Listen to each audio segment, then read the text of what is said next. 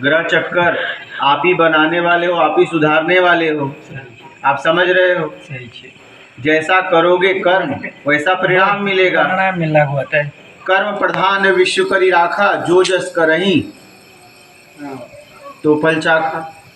जैसा कर्म करोगे और उसके बाद जो परिणाम आएगा उसको आपको सहना पड़ेगा, या सुख हो या दुख हो। हाँ, ग्रह चक्कर क्या, ग्रह चक्कर कोई आप पे प्रकोप थोड़ी ना है। प्रकोप भी आता है तो उसको पैदा करने वाले आप हो, चाहे बुरा हो चाहे अच्छा हो। आप ही हो करता, आप ही हो धरता। जो किए हो उसका परिणाम मिल रहा है, वर्तमान में जो हो रहा है उसका बन रहा है। हाँ भाई, फसल बोते हो तुरंत तो फसल नहीं काटते, नहीं काटते, कुछ दिनों बाद फसल काटते हो। हाँ, लेकिन जो बोगे वही काटोगे ना, जो बोगे वही काटोगे ना। जो बोगे वही काटोगे।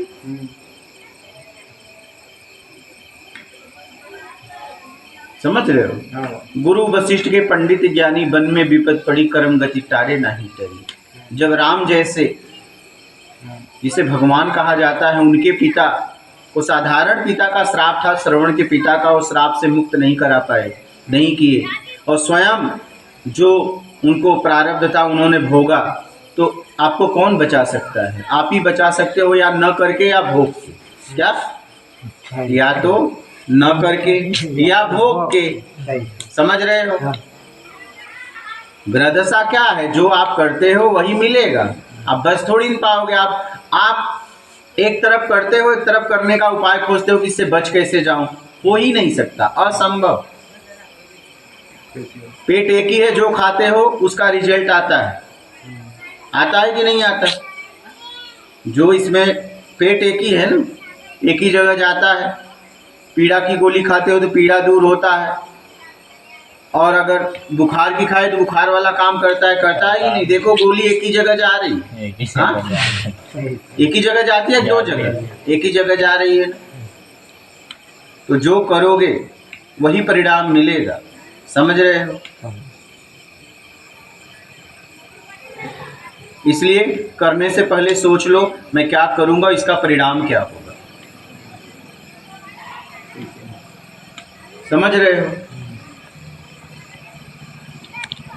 आप ही हो जो अपने आप को बदल सकते हो।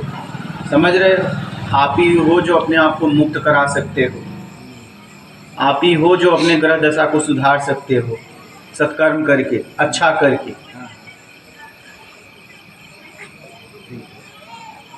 समझ रहे हो? जस करनी तस भोग विधाता, जस करनी तस भोग विधाता, नरक जात ही तुम पछताता, नरक जात ही तुम पछताता। जब वो करता है तो इंद्रियों की ताकत रहती है, वैभव की ताकत रहती है, तो सोचता है मैं बच जाऊंगा। लेकिन जब करने के बाद वो जब वैभव हटता है, शरीर की ताकत एक दिन खत्म होती है, और जब नरक में जाता है, बुजुर्ग हो जाता है, असहाय हो जाता है, इंद्रियों से दरिद्र हो जाता है, निर्धन हो जाता है, तब वो पछताता है कि मैंने क्या कर दिया। समझ रहे हो? जस करनी तस भोग विधाता, नरक जात ही तुम पछताता। जैसा करोगे वैसा परिणाम पाओगे। तो आप बचने का उपाय क्यों खोजते हो कि मुझे कोई बचा ले? यहां कोई किसी को बचा नहीं सकता।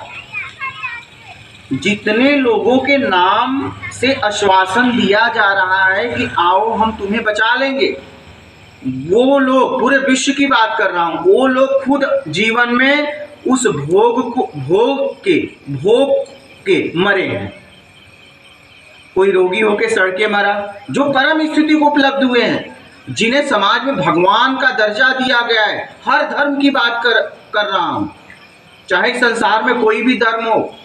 वो गरीबी में झेल के, भूखा सो के, तड़प तड़प के कितने लोग मरे हैं। जब उन्होंने अपने आप को नहीं बचाया तो आपको बचाएंगे? लेकिन एक आदमी आता है और कहता है कि आओ हम इनके सहारे आपको बचा लेंगे, और आप उसके पास चले जाते हो।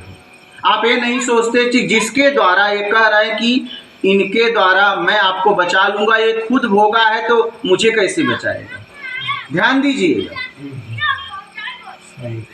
लेकिन फिर भी हम बचने के लिए अनेक उपाय करते हैं। बचना है तो करो मत ना। कोई इस दुनिया में किसी को बचा नहीं सकता। पूरे विश्व में जितने भी धर्म हैं, जितने भी धर्म हैं, जितने भी संप्रदाय हैं, जो भी उनके गुरु हुए, भगवान हुए, चाहे वो जैसे भी माने, वो खुद अपने भोग के मरे। आपको कैसे बचाएंगे? जरा सोचिएगा। फिर भी हम बचने के लिए जाते हैं। उन्होंने क्या शिक्षा दिया? निर्विकार हो जाओ, मानवता लाओ, समभाव लाओ, किसी को ऊंचा नीचा ना देखो, सबका सम्मान करो, सेवा करो, निष्काम सेवा करो, परोपकार में लगो। यही बताया ना कि परोपकार में लग जाओ। मानव होने का मतलब तब है जब आप निष्काम सेवा करते हो। यही समझाया। लेकिन आप हमेशा जाते हो, कहते हो मुझे बचा लो। कैसे कोई बचा लेगा? और जिसके सहारे वो कह रहा है मैं इनके द्वारा आपको बचा लूंगा, आप उनका जीवन चरित्र नहीं दिख रहा है, आपको समझ में नहीं आ रहा है कि वो खुद नहीं बच पाए, तो आपको कैसे बचाएंगे? इस प्रकृति में कोई बच नहीं सकता। ये कर्म भूमि है। जो करोगे उसका परिणाम आपको भोगना ही भोगना पड़ेगा। कोई किसी को बचा ही नहीं सकता। समझ रहे हैं? परमहंस रामकृष्ण परमहंस की स्थिति पे थे। परमहंस की स्थिति पे उनको कैंसर हो गया था। तो जब वो भोजन कर रहे थे तो उनके आंखों से आंसू गिर रहे थे। तो शिष्यों ने कहा कि गुरु जी, ये पीड़ा मुझे बर्दाश्त नहीं हो रही। उन्होंने कहा एक मुंह से निवाला नहीं जा रहा है तो क्या हुआ, अनेक मुंह से तो मैं ही खा रहा हूं।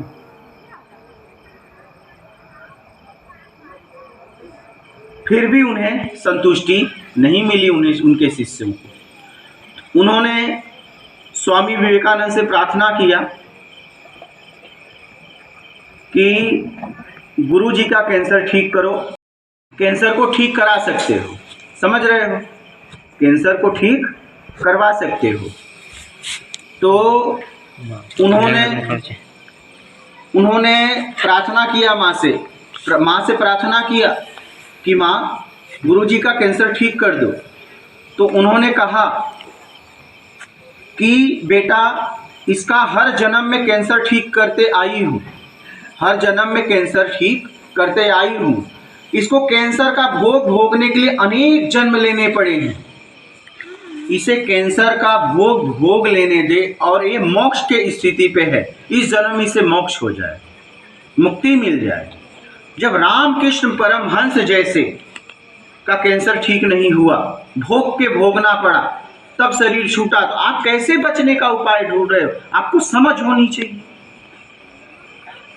कौन आपको बचा सकता है? कोई किसी को इस सृष्टि में बचा नहीं सकता।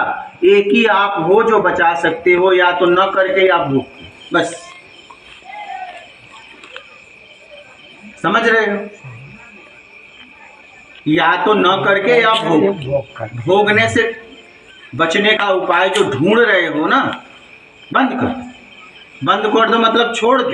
भोगने के लिए तैयार हो जाओ ईमानदारी से कि ये जो भी भोग रहा हूं मेरे कर्म का परिणाम है। अब मुझे अच्छा चाहिए, अब मैं सत्कर्म करूंगा। मैंने कुछ ऐसा किया था जो सामने मेरे मिल रहा है और मैं उसे भोगने के लिए तैयार हूं। भोगना तो हर स्थिति में पड़ेगा, या भाग के भोगो या न भाग के भोगो, भोग तो आपका ही है। तो भोग लो ना ईमानदारी से, उसमें क्या हुआ? सही है। हाँ, भोग लो। तो कहने का तात्पर्य यही है कि आप देखो जरा, आप खुद समझो, जिसके द्वारा आपको आश्वासन दिया जा रहा है जब वही नहीं बचा, तो आप कैसे बचोगे? समझ रहे हैं?